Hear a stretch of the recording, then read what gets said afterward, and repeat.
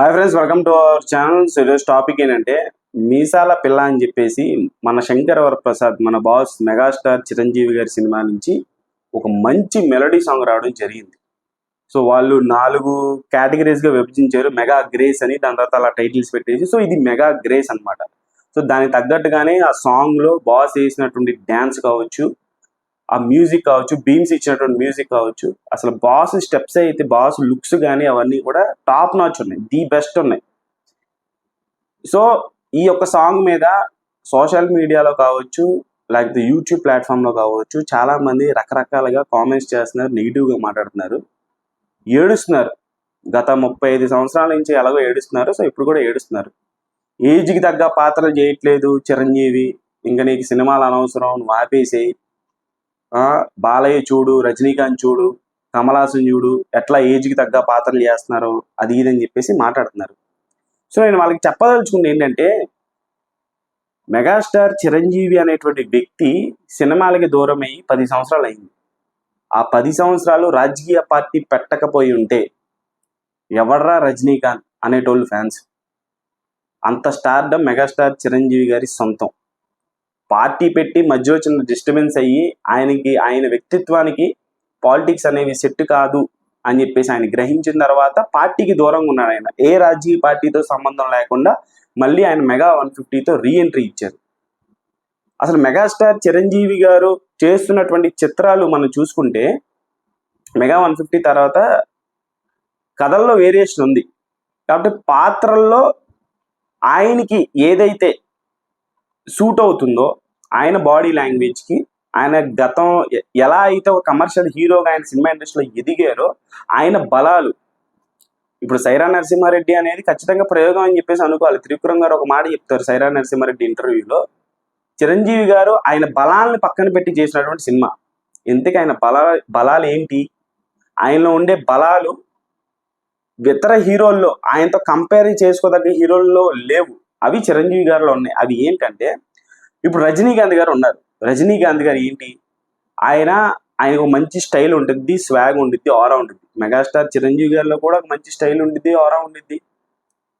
కమల్ హాసన్ గారిలో కూడా ఒక స్వాగ్ ఉండదు, ఒక స్టైల్ ఉంటుంది.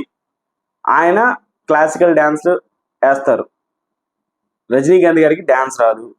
మెగాస్టార్ చిరంజీవి గారికి వచ్చినంత డ్యాన్స్ ఇండియన్ సినిమాలో ఏ హీరోకి రాదు. అసలు ఇండియన్ సినిమాలోనే ఒక బ్రేక్ డ్యాన్స్ కానీ, లేకపోతే ఒక hip hop kind of dance moments కానీ, దాన్ని ఇంట్రడ్యూస్ చేసిందే ఇండియన్ సినిమాకి. నేను చెప్తుంది సౌత్ సినిమా కాదు, ఇండియన్ సినిమాకే మెగాస్టార్ చిరంజీవి గారు.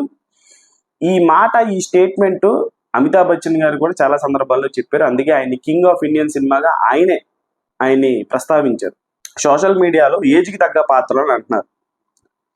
చిరంజీవి గారి బలం ఏంటంటే, చిరంజీవి గారు అద్భుతంగా ఫైట్స్ చేయగలరు, అద్భుతంగా ఎమోషనల్ యాక్టింగ్ చేయగలరు, అద్భుతంగా కామెడీ చేయగలరు.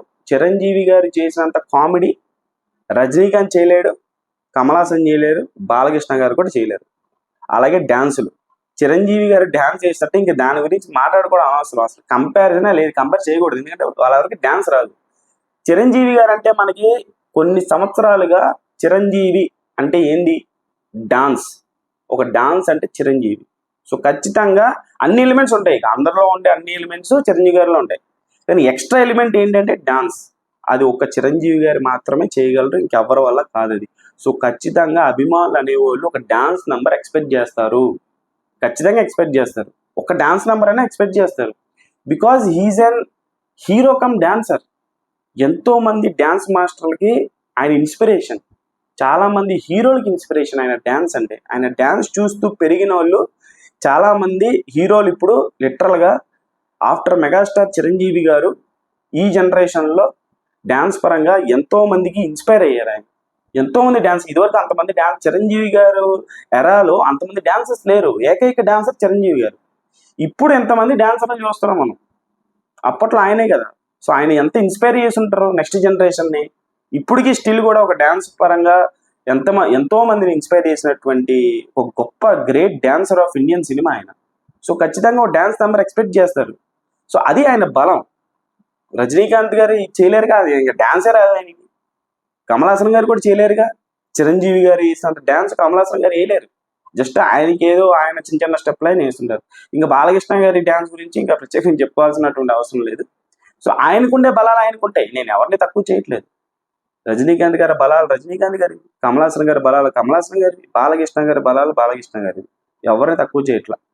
కాకపోతే చిరంజీవి గారికి ఉన్నటువంటి ఎక్స్ట్రా టాలెంట్ ఏంటంటే ఆర్టిల్తో పాటు చిరంజీవి గారిలో స్టైల్ ఉంటుంది, రజనీకాంత్ గారిలో ఉండే స్టైల్ ఉంటుంది, కమలాసన్ గారిలో ఉండే ఒక స్వాగ్, ఒక వైవిధ్యం, వేరియేషన్, సినిమాకి వేరియేషన్. చిరంజీవి గారు చేసినంత వేరియేషన్ నాకు తెలిసి ఆయన ఎరాలో ఉన్నట్టు స్టార్ హీరోలు ఎవరూ చేయలేదు నా పర్సనల్గా. దాని తర్వాత కమలాసన్ గారు చేసి ఉండొచ్చేమో కానీ చిరంజీవి గారు ఆయన స్టార్డమ్ ఉండేటువంటి రోజుల్లో, ఇండస్ట్రీకి వచ్చినటువంటి కొత్త రోజుల్లో ఒక గ్యాంగ్ లీడర్ తర్వాత, అంత పెద్ద హిట్ తర్వాత, ఒక గరాణ మొగ్గు లాంటి హిట్ తర్వాత, ఒక ఆపద్ బాంధవులు లాంటి సినిమాలు చేయడం, లేకపోతే స్వయం గురిషి, రుద్రవీణ, స్నేహం కోసం, మంజునాథ, దేవుడు కైండ్ ఆఫ్ రోల్స్ చేయడం, ఇటువంటి వైవిధ్యమైనటువంటి పాత్రలు చాలా చేశారు ఆయన. ఇప్పుడు ఈ జెన్జీ ఎరా ఏదైతే ఉందో, ఈ కిడ్స్కి, పిల్లనా కొడుకులకి చిరంజీవి గారి వాల్యూ అర్థం కాదు.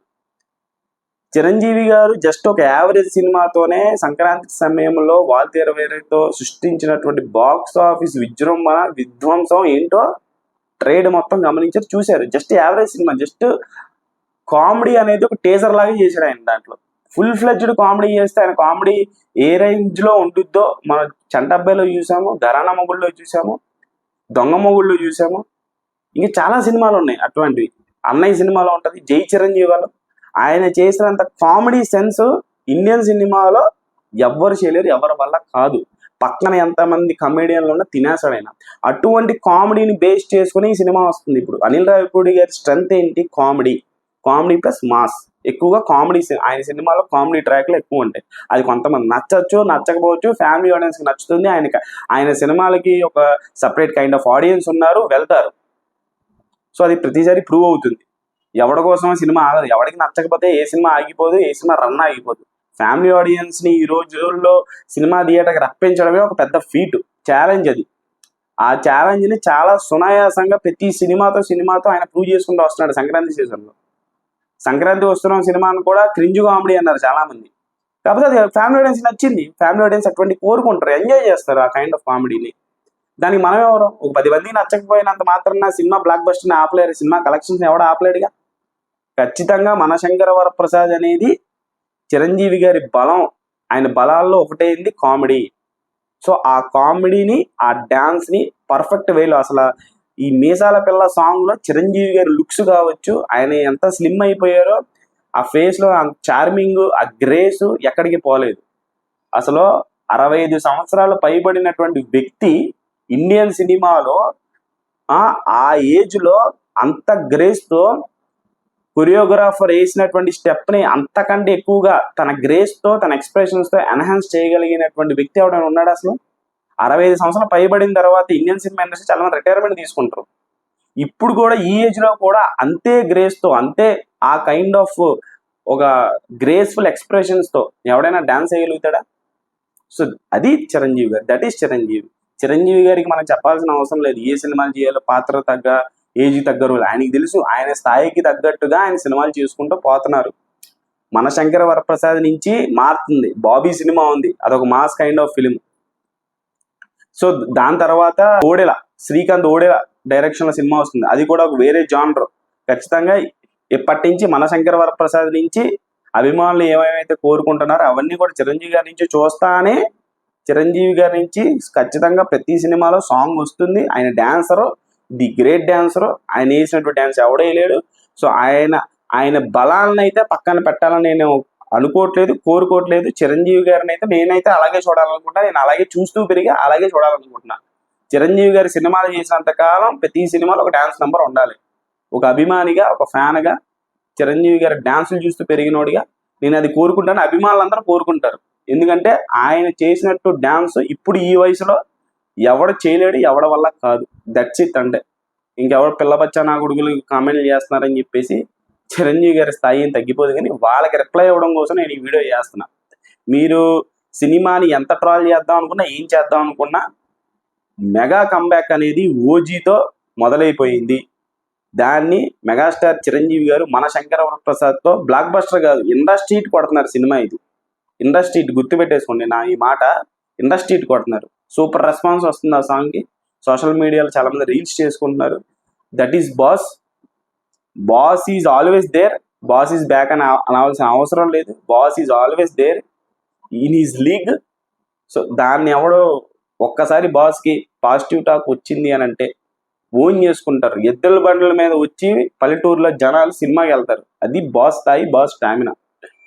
మన శంకరవరప్రసాద్తో సంక్రాంతికి ఇండస్ట్రీ కొడుతున్నాము. దాని తర్వాత పెద్దీతో దాన్ని ముందుకు తీసుకెళ్తున్నాము. సో అది మీ అభిప్రాయం ఏంటో కామెంట్ బాక్స్లో కామెంట్ చేయండి. ఛానల్ లైక్ చేయండి, షేర్ చేయండి, సబ్స్క్రైబ్ చేసుకోండి.